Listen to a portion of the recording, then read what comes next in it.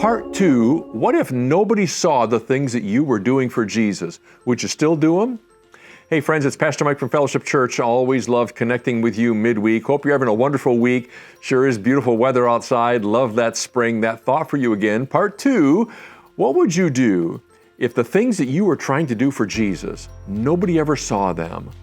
Now, if you follow the midweek messages, you know that last week we talked about someone giving Jesus this undergarment. It was a special undergarment. Someone gave it to Jesus. It was woven from top to bottom. The soldiers found it at the cross and were probably amazed at it. And somebody gave that to Jesus, knowing that it would simply make his life a little more comfortable, but nobody would ever see it.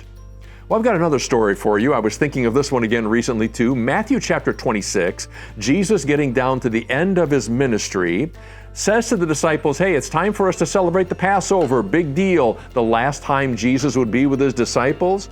And Jesus says to the disciples, go into the city there, Matthew 26, and you'll find a certain man. Really, that's the phrase he uses. Go into the city and you'll find a certain man and tell him, the teacher said, the appointed time is here. We want to celebrate the Passover at your house. The disciples did just that and found that man, and they had the Passover meal. Hey, how'd they know who to look for? If I told you, go into that room full of people and have a conversation with a certain man, you'd probably say, hey, Pastor Mike, I need a little more identifying characteristic than that. But the disciples went into the city, they found this certain man, and the guy not only gave them space to celebrate the Passover, but he fixed the meal too. Hey, I got a question for you. The certain man, what was his name? I don't know. What did he do for a living? I don't know. Where was his house? I don't know. What were his beliefs? Did he even go to church? Hey, what were his political inclinations? Hey, what did he believe about Jesus and the Messiah and all this stuff? No idea whatsoever. Jesus just said, go into the city and find a certain man. And yet that certain man's role was to provide not only a place, a venue, but the meal under which Jesus would have his last supper, the Passover with his disciples, some of his best teachings with his disciples, and then he leaves the Passover and he's arrested. So obviously that meal was a pretty big deal in Jesus' life and ministry, the whole narrative of the crucifixion, the whole 9 yards. Hey, how come we're never told his name?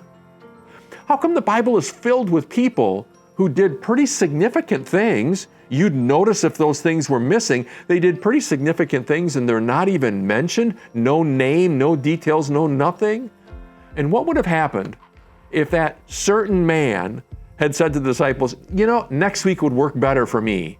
Or, you know, I've already got somebody in a room there. I'm kind of busy and hey, I'm a little short on grocery money this week as well. Nope, that certain man who's completely unnamed. Hey, Matthew, next time give us his name, will you?